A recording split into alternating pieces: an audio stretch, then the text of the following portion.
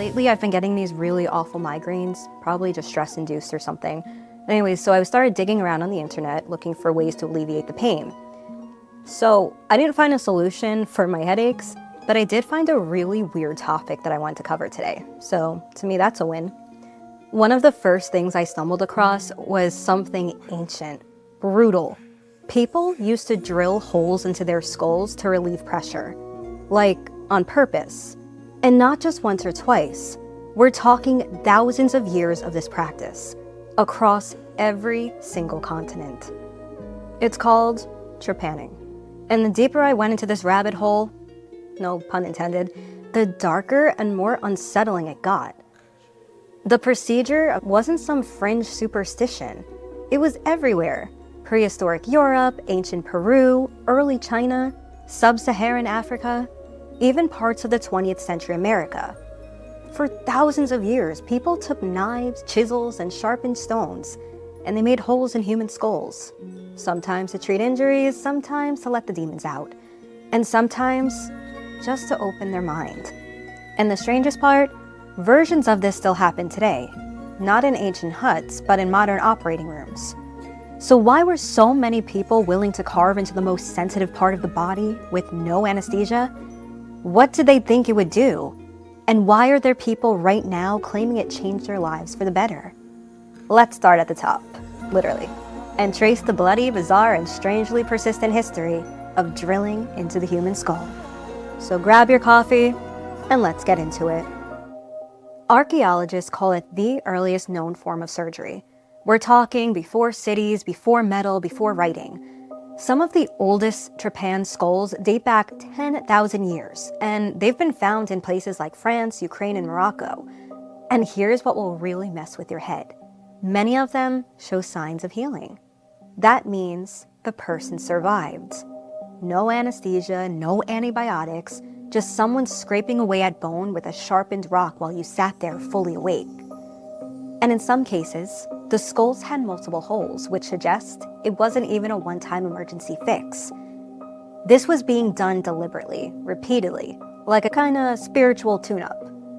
In South America, the Inca had their own refined versions of trepanning, and somehow their success rates were often better than 19th century European surgeons. Hundreds of skulls recovered in Peru show clean, intentional openings with bone regrowth clearly visible. So, what were they trying to fix? Some researchers think they were treating head trauma, war injuries, falls, swelling. Others believe it was for epilepsy, mental illness, or migraines. And then there's the more supernatural angle. Evil spirits, cursed blood, bad energy that needed to be released. They may not have had MRIs, but they knew when something wasn't right. And when the pressure builds inside your skull, emotionally or spiritually or physically, desperation kicks in. Now, you'd think this practice would have stayed buried in the past, but nope, it came back.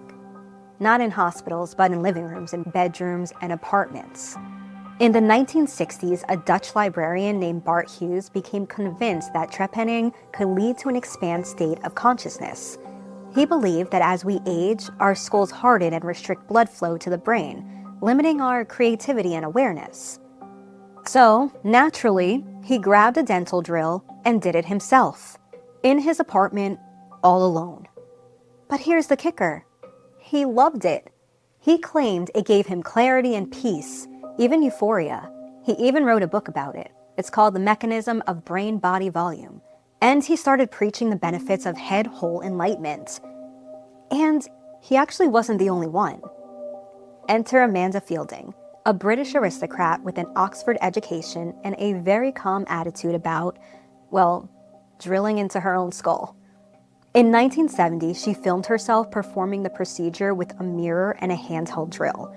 Later, she even ran for political office in the UK on a platform that included public access to this procedure.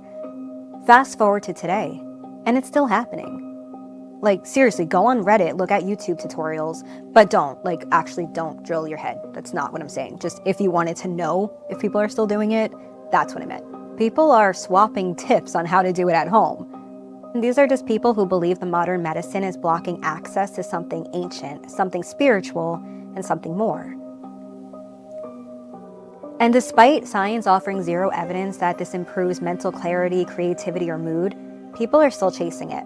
Because maybe it's not about whether it works. Maybe it's about what it represents. Okay, let's pause for a second and look at something that gets lumped in with this all the time. You're probably thinking, is this the same thing as a lobotomy? Well, you probably know the basics, but if you don't, let me tell you.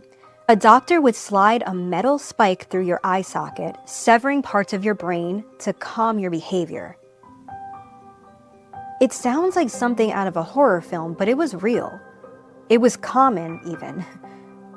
Trepanning and lobotomies are both invasive procedures involving the skull, but they're not the same. Trepanning was about pressure relief, letting something out. It often stopped at the skull, and people survived. Sometimes they even got better. Lobotomies, on the other hand, were about altering who you are. They were used to silence the mentally ill, or sometimes just women who didn't behave the way society expected. Okay, now let's go back all the way to ancient times. Let's rewind, back to the earliest skulls.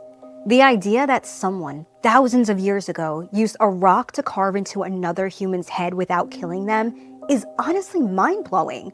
It shows not just desperation, but precision, repetition, and skill. Skulls with 2, 3, even 4 healed holes suggest this was a learned procedure. Some cultures likely had designated practitioners, proto-surgeons who knew how to deep scrape, how to avoid arteries, how to keep the patient alive.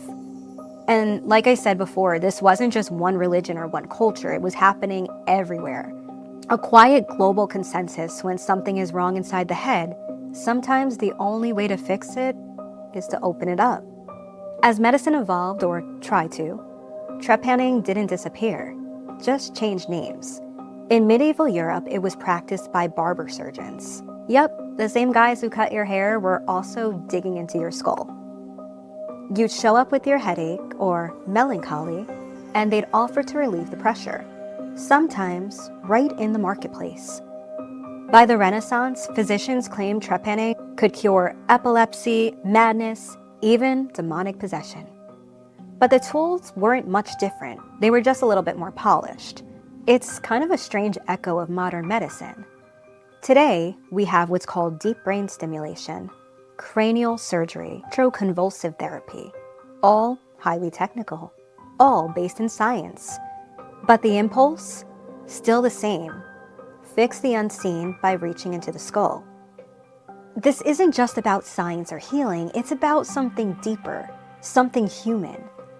This practice has always carried the idea that suffering, especially the kind locked inside our heads, needs an exit. That if we can just open the right door, something painful might escape and something better might take its place. Even now, people frame it as a way to liberate their mind, raise consciousness, or reset the brain. And while we know it's not backed by data, the desire is very real. Because we still feel trapped in our jobs, in our screens, our anxiety. We still chase supplements, brain zappers, ice baths, meditation retreats, and yes, even trepanning. Maybe it's not logic. Maybe it's about feeling like we have control, like we can cut out the noise, or unlock the part of ourselves that we're afraid we've lost. So what does that say about us? That for thousands of years across cultures and continents, we've been carving into our own skulls just to feel better? It says we've always been looking for relief, for clarity, for something, anything, to ease the pressure. So whether it's Neolithic trepanning or a TikTok supplement promising to open your third eye, the urge hasn't gone away. It's just rebranded. The line between curiosity and obsession, it's razor thin. And in this case, it's scalpel sharp. Thank you so much for watching. This is Danny Dreadful reminding you that every story holds a hint of truth or a shadow of a legend. Until next time, stay curious and keep the lights on. Be sure to subscribe for more eerie tales and legends.